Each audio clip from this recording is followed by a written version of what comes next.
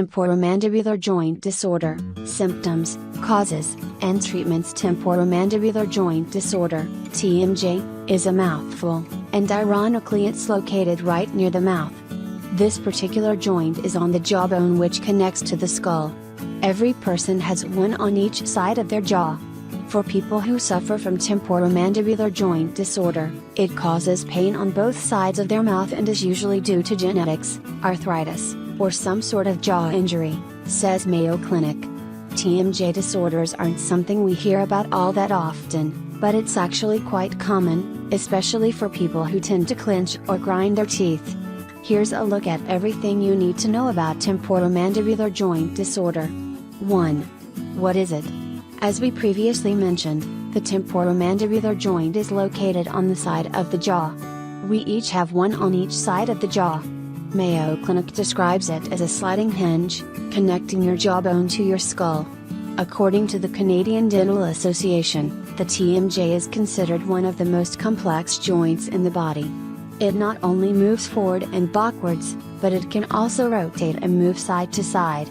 With a little help from some other muscles and ligaments, it also allows us to chew, speak, yawn, and swallow. A temporomandibular joint disorder is when someone suffers from pain in their jaw joint and the muscles that help open and close the jaw, or any other jaw movements. To locate your temporomandibular joint, place 2 fingers on your cheek, right in front of your ears, and then open and close your mouth. You should be able to feel a rounded joint that moves as the mouth opens and closes. What you're feeling are the rounded ends of the lower jaw as they glide along the joint socket of the temporal bone, which is the part of the skull that contains the inner ear and the temple, writes Kids Health. 2. Most common symptoms. The most common symptom of temporomandibular joint disorder is pain in the head, neck, and of course, jaw. A person who suffers from this disorder will experience pain and tenderness on their joint and jaw, as well as around their ears. WebMD points out that this pain can be temporary or last years. It all depends on the person and the extent of their disorder. It can also affect just one side or both sides. It could make it hard to chew food, or in some cases, cause lockjaw, which makes it difficult to even open or close the jaw.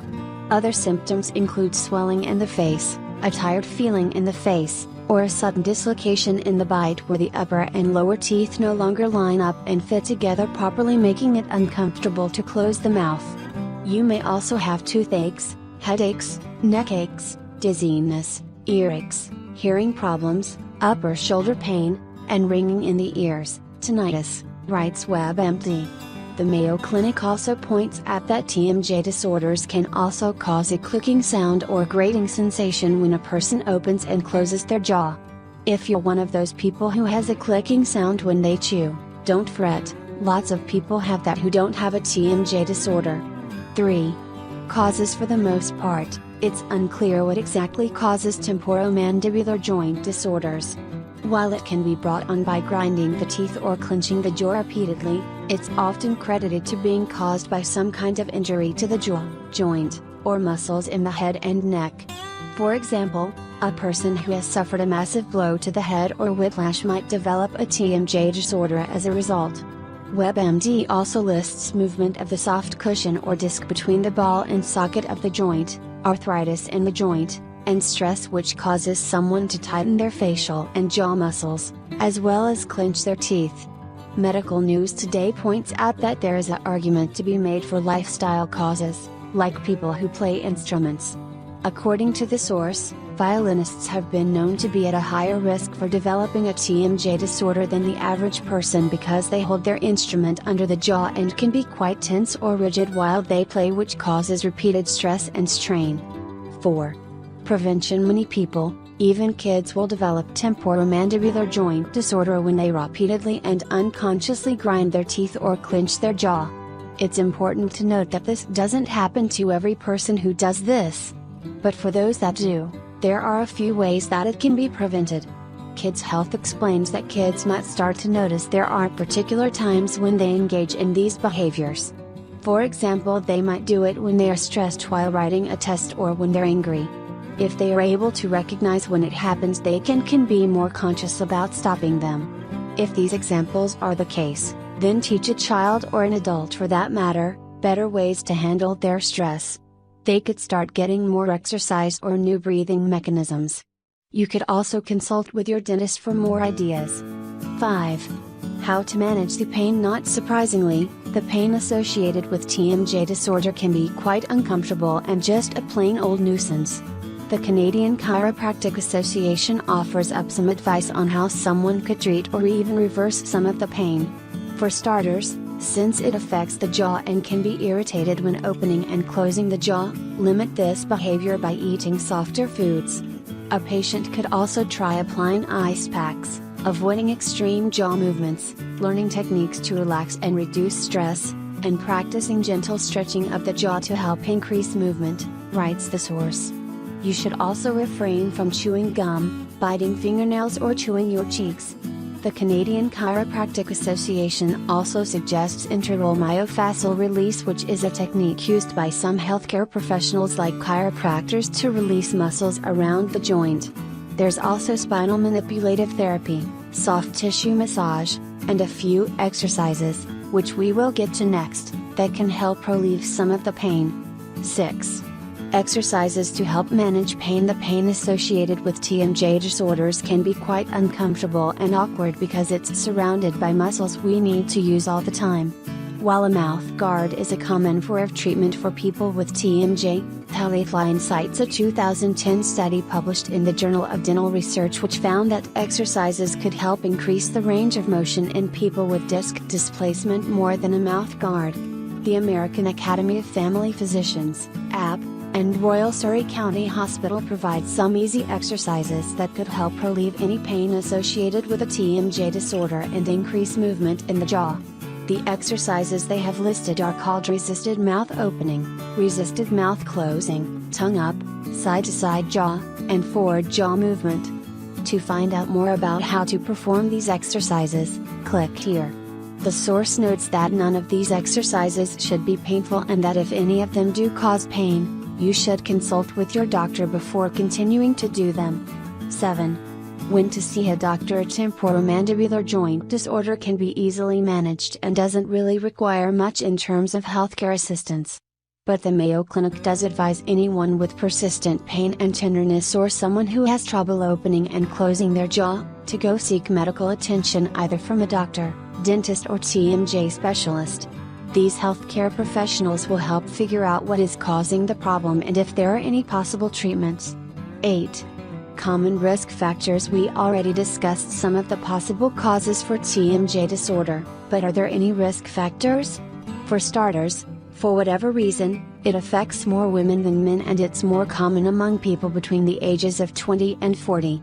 But the Mayo Clinic lists a few other risk factors like various types of arthritis, like rheumatoid arthritis and osteoarthritis. Anyone who is already suffering from these forms of arthritis could be more likely to develop a temporomandibular joint disorder. Also, anyone who has suffered a jaw injury or is known for being a chronic teeth grinder or someone who frequently clenches their jaw. Lastly, certain connective tissue diseases that cause problems which may affect the temporomandibular joint, writes the Mayo Clinic. 9. Home treatments. These at-home treatments are similar to what we discussed as part of pain management earlier on in the article. There isn't really a cure for TMJ disorder but rather things that can be done to help alleviate the pain. A lot of these pain relieving techniques can be done at home, which makes it a fairly manageable condition. Many people resort to over-the-counter medication like non-steroidal anti-inflammatory drugs to relieve the muscle pain and swelling. You could also try applying a hot or cold compress to the side of the face for about 10 minutes. If your dentist has given you jaw stretches to do, try doing these after applying a compress. Follow it up with a warm towel or a washcloth to the side of the face, and repeat the process a few times throughout the day. When it comes to diet, an easy thing to do is to swap chewy or crunchy food for something a little softer. WebMD lists things like yogurt, mashed potatoes, cottage cheese, soup, scrambled eggs, fish, cooked fruits and vegetables, beans, or grains, as good go-to food items. You could also cut the food into smaller pieces so it requires less chewing. The same source lists not resting the chin on your hand and avoid yawning, yelling, singing, anything that requires the mouth to open wider than it needs to. During a rest, be mindful about keeping the jaw slightly ajar so that it isn't clenched. Also ask your dentist for some good relaxation tips or exercises to help relieve stress. 10. Traditional treatments for someone who needs a little bit more than the average home remedy to fix their TMJ disorder. There are also several traditional treatments that a dentist would most likely advise. For starters, there are medications like NSAIDs that treat pain and swelling. Someone who has a problem with clenching their jaw and grinding their teeth might be prescribed a muscle relaxer to relieve stress. There's also a night guard or splint that go over top of the teeth to avoiding grinding them together. They lessen the effects of clenching or grinding and correct your bite by putting your teeth in a more correct position, writes WebMD. The only real difference between a night guard and splint is that one is worn all the time and the other is only worn at night. Lastly, WebMD says that a dentist could do some work on your teeth to help relieve the pain by replacing missing teeth or using crowns, bridges, or braces to correct a bite problem. 11. Other treatments. If none of the above treatments seem to work, then a doctor might suggest any of the following. First up, there's transcutaneous electrical nerve stimulation, TENS. This is a therapy that uses low-level electrical currents to relax the jaw and relieve pain. This treatment can easily be offered at a doctor's office or even at home. WebMD also lists an ultrasound that applies deep heat to the joint to relieve soreness and improve mobility, as well as trigger point injections, which is basically pain medication that is injected into the affected area or trigger points to offer relief. Lastly, there is radio wave therapy, which uses stimulation to increase blood flow and ease pain, or low-level laser therapy. 12. Surgery. Surgery is the last resort for patients with a TMJ disorder because WebMD points out, once it's done, it can't be reversed.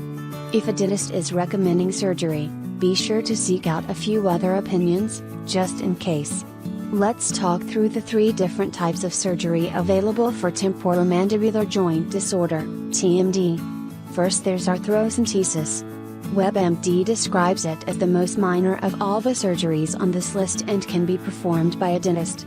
This surgery is for someone who doesn't have a history of TMJ, but suffers from a locked jaw.